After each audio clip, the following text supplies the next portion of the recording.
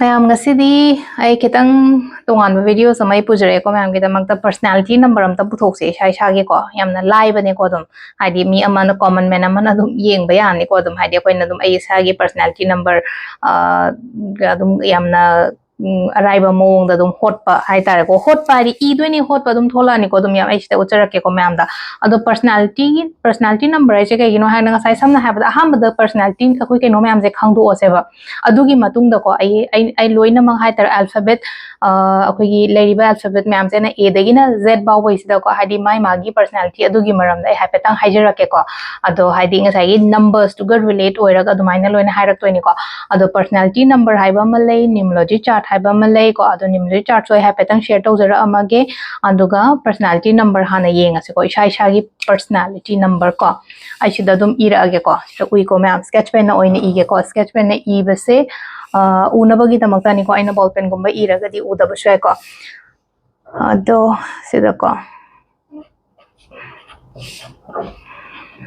personality number ko ai gi personality number ha petang yeng se ko sida ai ha petang itho ge ko number 1 2 3 4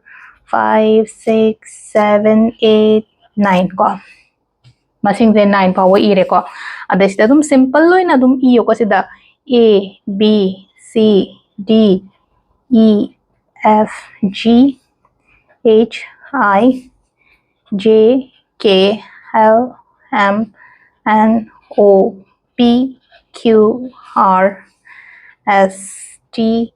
U V W X Y Z ko silera ko hadi number atara gadi ai gi ming athoi bin har se ko atara gadi ai se karamba numbers ta la e ko personality number 1 da la e ba adagi samna ha badaga ai gi ming se Ranjita kaina hara se ko Ranjita kaina hara gadi ai gi personality number se number 9 oi doni ko n kaina hara se ko n se khoi mete mam ming da haide naw pi kaina hara se ko adu n se da number 5 oina oir ne ko o mila kaina hara se number 6 oina oir ne ko adagi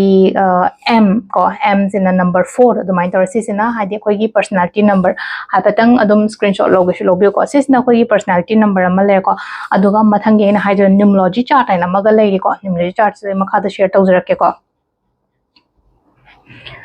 numerology chart ko sidana amuk hadi number se 9 phawi ra aroi ko 1 2 3 4 5 6 7 and 8 ko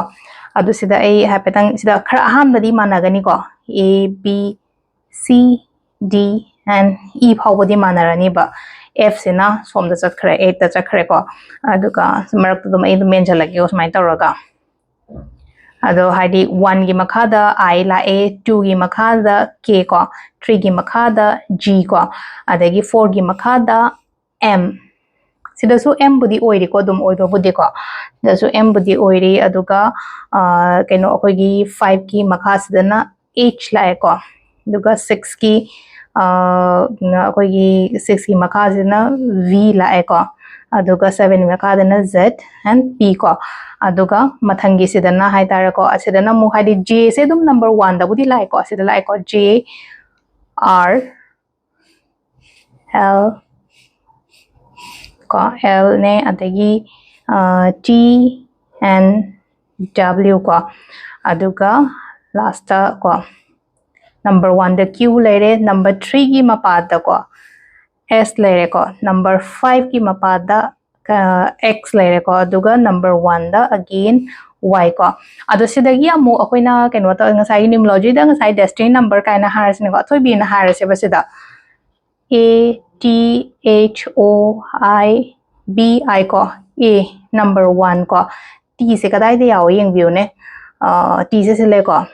plus 4 plus H ko 5 plus 7 ko plus I se kadai de yawi I se number 1 da muka yawre ko B se na again number 2 da mu yawre ko aduga again number 1 da I mu yawre ko sida udrama le ko isa petang sida yong ko aina sign sign tor hadi A se ka yawe 1 da C na ko ne destiny numbers maina putho asu yai ba ta di kya tare mari manga tara ko tara kun kumathoi ahum tare ba tara gadi ahum se amuk haidi ahum sina amuk leino ko ahum se gi meaning amuk leiba haidi numbers ko ahum 3 means haidi creativity confident kari kra suguma mayam se lae ko adonga sai gi haidi creative person noiba confident noiba thabak taw matam da ko da dain taraga hai tar ko adu sida ai na sai ai hapetang ai haijare ko haidi numbers and alphabet ki maram da ai dum ai video macha ma si gi makha ta na dum sema ki ko do hapchalaga dum adu hapetang yengminar se ko ahan da si sima ai post tawrage aduga makha da A की personality, B की personality, C की personality आई video नंबदी